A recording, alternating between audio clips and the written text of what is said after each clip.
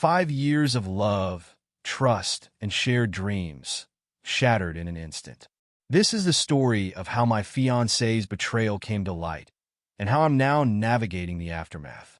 My fiancé and I were together for 5 years. Everything seemed perfect until it wasn't. Every year, she'd go on a trip with her close friends. I never thought much of it at first, but over time, something felt off. It was subtle. Little changes in her behavior and cryptic conversations I'd overhear. My gut told me something was wrong. Instead of confronting her, I made a decision I deeply regret. I hired a private investigator to follow her on her latest trip. It wasn't an easy choice, and it felt wrong, but I couldn't shake the feeling that something wasn't right. A few days after her trip, the PI delivered the results. My suspicions weren't unfounded. The evidence showed she was unfaithful. Seeing those photos and messages shattered my heart. I felt a mix of anger, betrayal, and regret. On one hand, I hated myself for snooping. On the other hand, her betrayal felt like the ultimate violation. The trust we had built over 5 years was gone in an instant. When she came back from the trip, I tried to give her a chance to come clean. I asked if there was anything she wanted to share. Instead of being honest, she gaslit me, making me question my own perceptions. I couldn't hold it in any longer. I confronted her with the evidence. She was stunned and immediately asked how I knew. When I told her about the PI, her reaction was explosive. She was angrier about being caught than about what she had done. Feeling it was the right thing to do, I shared the evidence with the boyfriend of one of her friends who had been involved.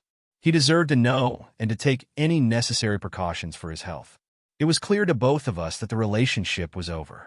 We broke up on the spot. Even though it's my house, I paid the mortgage and covered most expenses. I left and checked into a hotel to give her space to pack her things. For a few days, there was no communication. Then she reached out, wanting to talk and repair things. But for me, the trust was irreparably broken. I told her no. Then came something I didn't see coming. She's now considering pursuing palimony payments, financial support for a partner after separation in a non-marital relationship.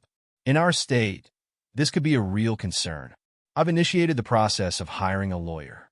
Looking back, I realize how my financial generosity, covering the mortgage and most expenses, could now be used against me. This experience has taught me a lot about trust, communication, and boundaries.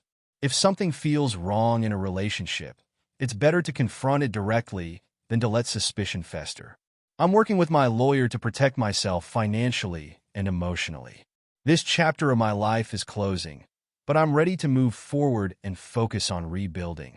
If you've ever faced betrayal or challenges in a relationship, remember, your peace and self-respect are worth more than staying in a broken situation. Thank you for listening to the story. Please like and subscribe to the channel.